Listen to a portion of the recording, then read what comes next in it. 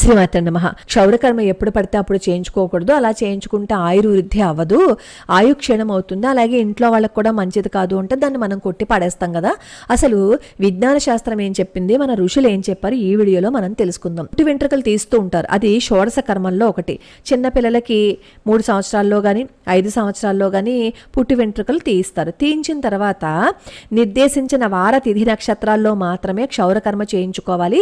అలా చేయించుకుంటే ఆయుర్వృద్ధి అవుతుంది.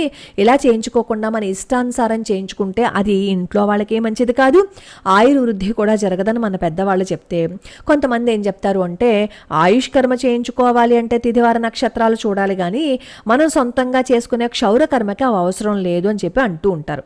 అలాగే కొంతమంది ఏం చెప్తారు, గుండు గీయించుకోవటం మాత్రమే క్షౌరకర్మ, ఈ కాలంలో ఆ గుండు గీయించుకోవటం అవేం చేయట్లేదు కదా, ఇంట్లో మిషన్ ద్వారా చేయించేసుకుంటున్నారు కదా, ఆ మిషన్ ద్వారా చేయించుకుంటే అది క్షౌరకర్మ కాదు అంటారు. అసలు ఎలా చేయించుకున్నా కానీ అది క్షౌరకర్మే, మనం మిషన్తో చేయించుకున్నా బయటకు వెళ్ళి చేయించుకున్నా.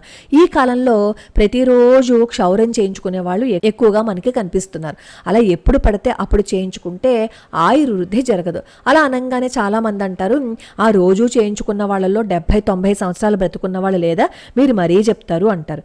కొన్ని రేర్ కండిషన్స్ని తీసుకుని వెంటనే వాటికి ఆపాదించుకుంటూ ఉంటాం. ఆ రేర్ కండిషన్స్ మాత్రమే మనం ఉదాహరణగా తీసుకుంటాం, కానీ ఎక్కువ మంది దేన్ని ఫేస్ చేస్తున్నారో దాన్ని మాత్రం మనం ఉదాహరణగా ఎప్పటికీ తీసుకోం.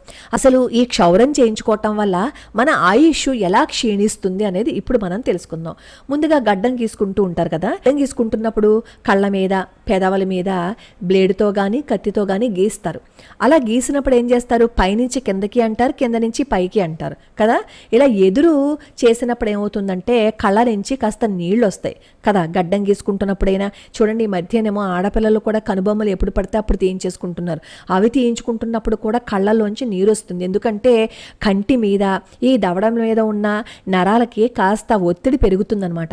అలా ఒత్తిడి పెరగటం వల్ల ఈ దవడల నుంచి కంటికి వెళ్ళే ఈ నరాల మీద ఒత్తిడి పెరిగి అవి శక్తిహీనం అవుతాయి.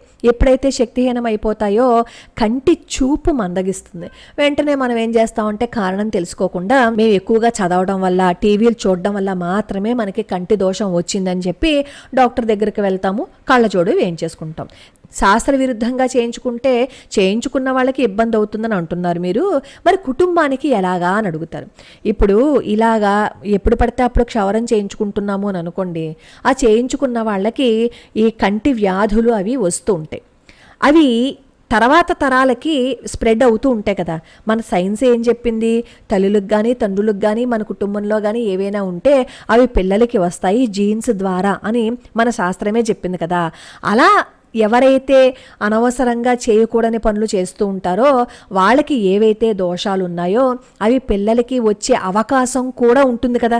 మనం చూస్తుంటే ఈ కాలంలో చిన్నపిల్లలకి, మగపిల్లలకే కాదు ఆడపిల్లలకే కాదు, పుట్టినప్పటి నుంచే కళ్ళజోడు ఉంటుందేమో అని అనిపిస్తుంది. వాళ్ళకి కళ్ళజోడు పెట్టుకోవడం రాని వయసు నుంచే కళ్ళజోడు వాడుతున్నారు. మన దేశంలో గణాంక విభాగం పరిశీలిస్తే ప్రతిరోజు క్షౌరం చేయించుకోకుండాను గడ్డం చేయించుకోకుండా ఉన్న వాళ్ళకి కళ్ళజోడు వాడకం బాగా తక్కువ.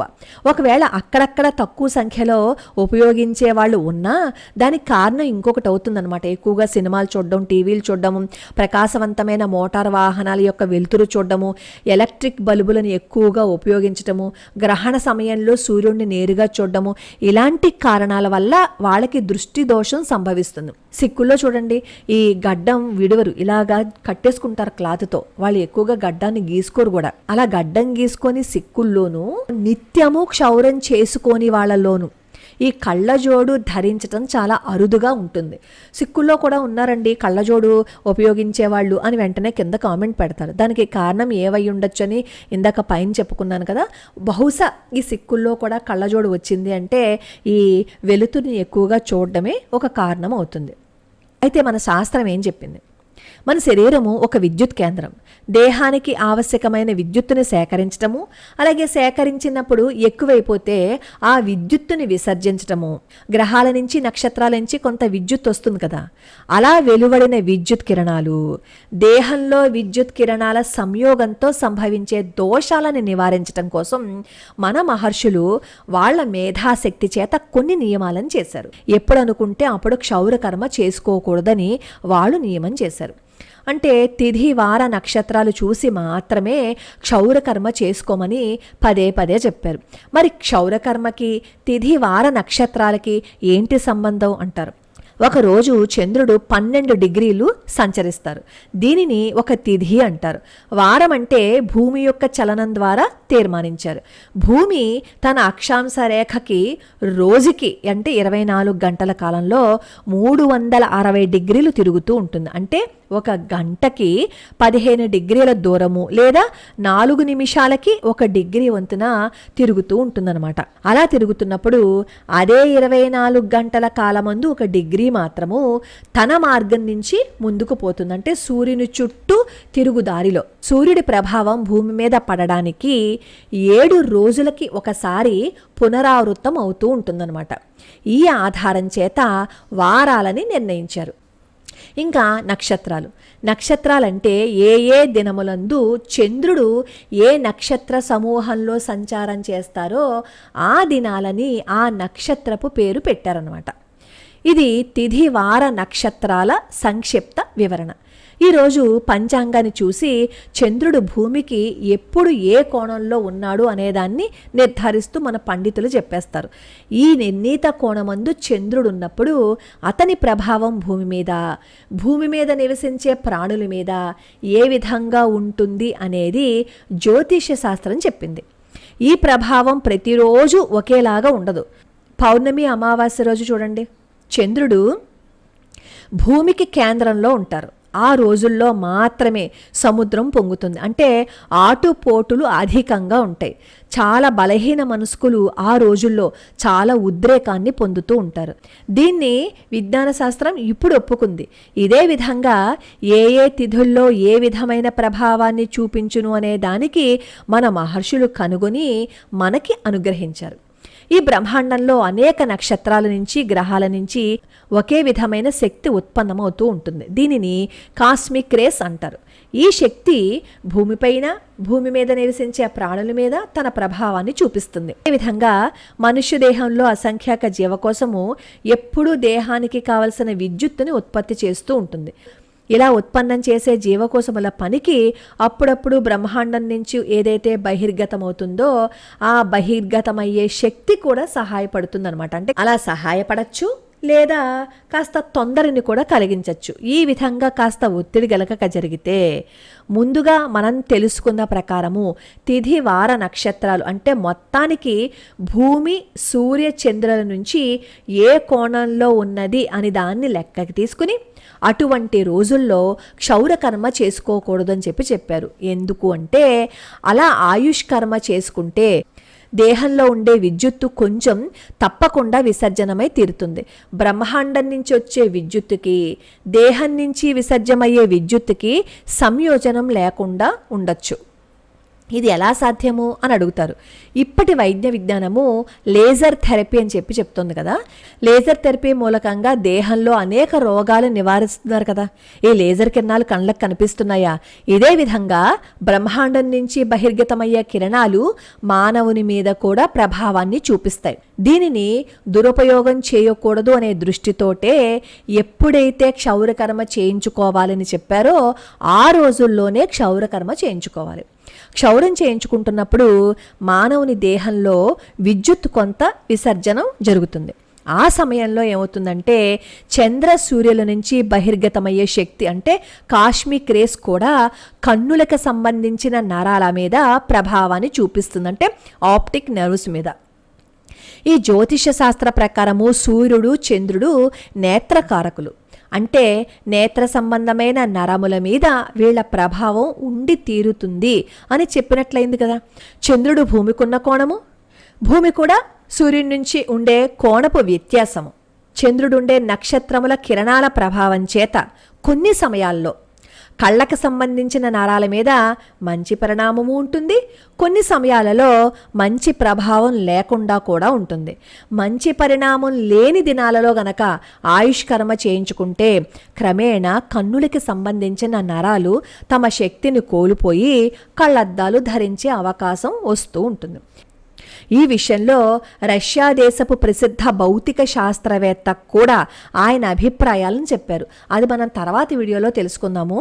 ఈయనతో పాటుగా ప్రసిద్ధ జ్యోతిర్వేత్త శ్రీ బివి రామన్ గారు కూడా ఆయన అభిప్రాయాన్ని చెప్పారు. ఆయన ఏమంటారు అంటే, ఆయుష్కర్మ నుంచి దేహంలో ఉండే విద్యుత్తు బయలుపడుతుంది. దీన్ని అన్ని వేళలా మానవుడు ఆచరించుట మంచిది కాదు అని ఆయన చెప్పారు. అందుకే క్షౌరం చేయించుకునేటప్పుడు శరీరానికి కావలసిన శక్తి కొద్దిగా తగ్గుతుంది. ఇట్లా ప్రతిరోజు క్షౌరం చేయించుకుంటే ఈ శక్తి ఏమవుతుంది, తగ్గిపోతుంది.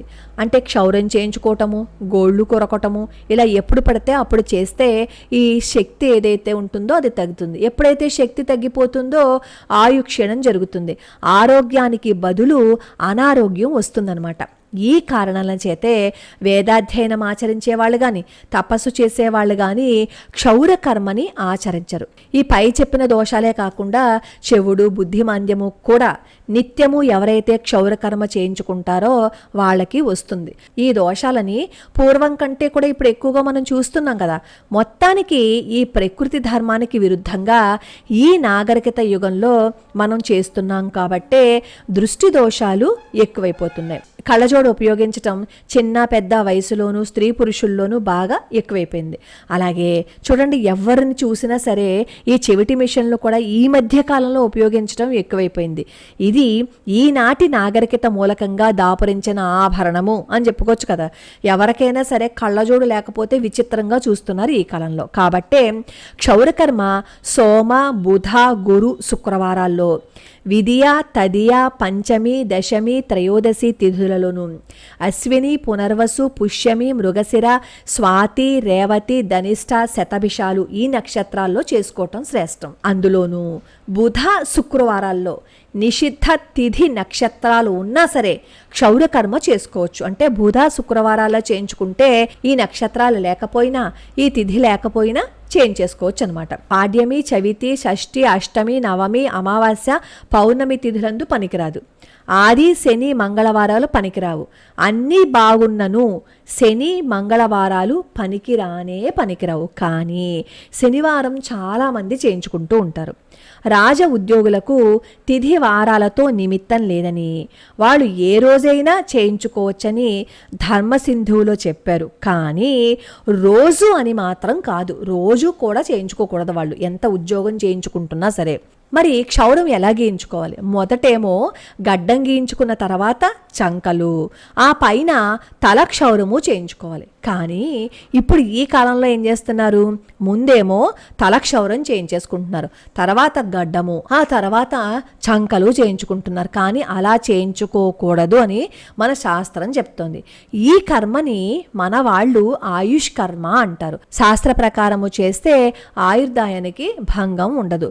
ఎప్పుడు క్షౌర కర్మ చేయించుకుంటే వేడి నీటిని మాత్రమే ఉపయోగించాలి, చల్లటి నీటిని అస్సలు ఉపయోగించకూడదు.